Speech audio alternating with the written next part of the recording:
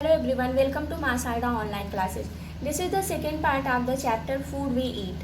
First part में हमने nutrients को 5 कैटेगरीज में डिवाइड किया था. इस पार्ट में हम लोग एक एक न्यूट्रिएंट्स को डिटेल में समझेंगे. हमारा पहला न्यूट्रिएंट्स है carbohydrates. Carbohydrates are called energy giving food because they provide energy to our body. देखिए, जो कार्बोहाइड्रेट्स होता है उसको हम लोग एनर्जी गिविंग फूड कहते हैं. वाई? क्योंकि ये हमारी बॉडी को एनर्जी प्रोवाइड करता है. The two main forms of carbohydrates are sugars and starches. Carbohydrates के टू मेन फॉर्म्स होते हैं. कार्बोहाइड्रेट्स टू फॉर्म्स में प्रेजेंट होता है. फर्स्ट फॉर्म है शुगर्स और दूसरा फॉर्म है स्टार्च.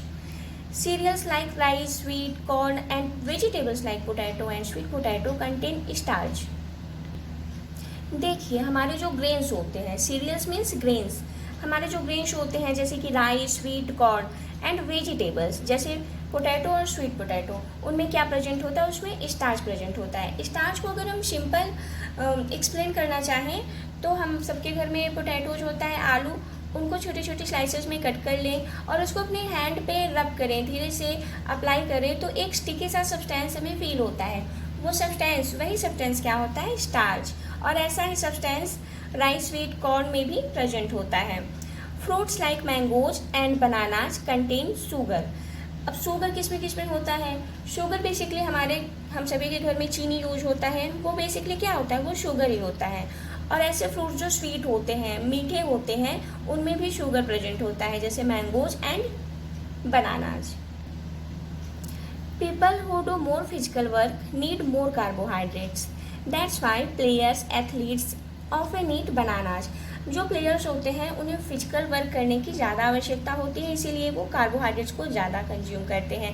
यही रीज़न है कि वो बनानाज ऑफन खाते रहते हैं, जिससे कि उन्हें फिजिकल वर्क करने के लिए ज़्यादा एनर्जी मिले. अब हम लोग सोर्सेज को देख लेते हैं. मीन्स कार्बोहाइड्रेट्स किन किन चीज़ों में प्रेजेंट होता है? Rice, corn, bread, chapati, sugar, all these are the main source of carbohydrates. चलिए अब हम अपने सेकेंड न्यूट्रिएंट्स को देख लेते हैं. वो है fats. Fats are nutrients that keep our body warm and provide us energy if our body does not get enough food. Hence, they are also called energy bank of the body. देखिए, fats वो nutrients होते हैं जो हमारी body को warm रखते हैं और ये हमारी बॉडी को एनर्जी तब प्रोवाइड करते हैं जब हमारी बॉडी को सफिशिएंट अमाउंट में फूड प्रोवाइड नहीं होता है. यही रीज़न है कि फैट को हम लोग energy bank of the body कहते हैं. They provide more energy than carbohydrates, but our body needs fat in very small amount. जो फैट्स होते हैं वो कार्बोहाइड्रेट्स के कंपैरिजन में ज़्यादा एनर्जी प्रोवाइड करते हैं, लेकिन हमारी बॉडी को फैट की वेरी स्मॉल अमाउंट में ही फैट की आवश्यकता होती है. ज़्यादा अमाउंट में हम फैट्स को कंज्यूम नहीं कर सकते हैं. Fat is the major storage form of energy in the body. Fat जो है हमारी बॉडी में स्टोरेज का काम करती है, यही रीज़न है कि हमें फ़ैट को ज़्यादा अमाउंट में कंज्यूम नहीं करना चाहिए. अगर हम ज़्यादा अमाउंट में फ़ैट को खाते हैं तो एक डिजीज़ होती है ओबेसिटी, हम उस डिजीज़ के शिकार हो जाते हैं. आइए हम फैट्स के सोर्सेज को देख लेते हैं. Fats are present in oil, ghee, butter, nuts etcetera. All these are the main source of the fats. इन चीज़ों में फैट्स प्रेजेंट होता है. हमारा थर्ड न्यूट्रिएंट्स है protein. Protein are called body building food as they help in body growth and repair of damaged parts of the body.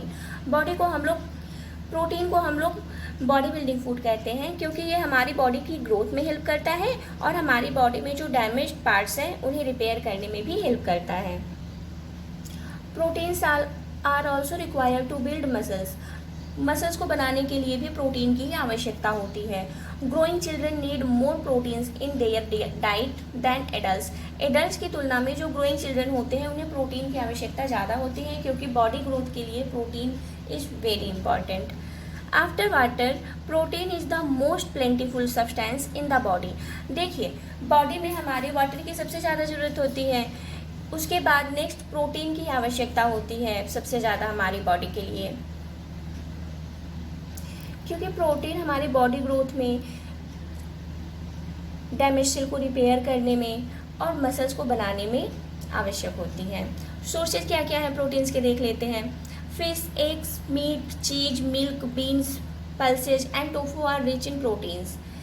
All these are the sources which we obtain from animals, and beans, pulses, tofu are the sources which we obtain from the plants.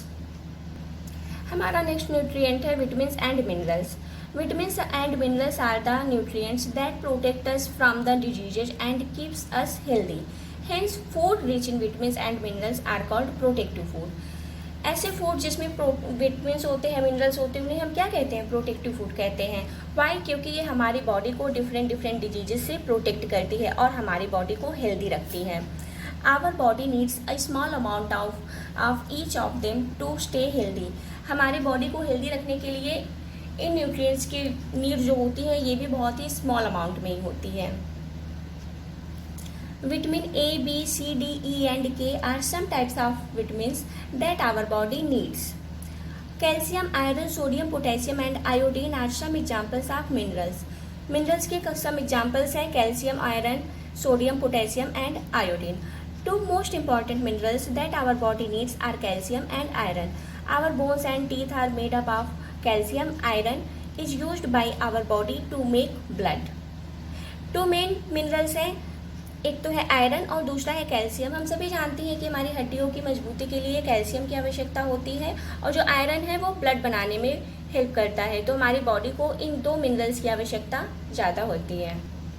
आइए अब देख लेते हैं कि vitamins और minerals के sources कौन कौन से हैं, कहाँ से हमको ये विटामिन्स और मिनरल्स मिलते हैं. Green leafy vegetables, fruits, sprouted pulses, egg, milk are some rich sources of vitamins and minerals. हमें खूब सारा ग्रीन वेजिटेबल्स खाना चाहिए, फ्रूट्स खाना चाहिए, sprouted pulses, egg, milk, all these are very important for our body.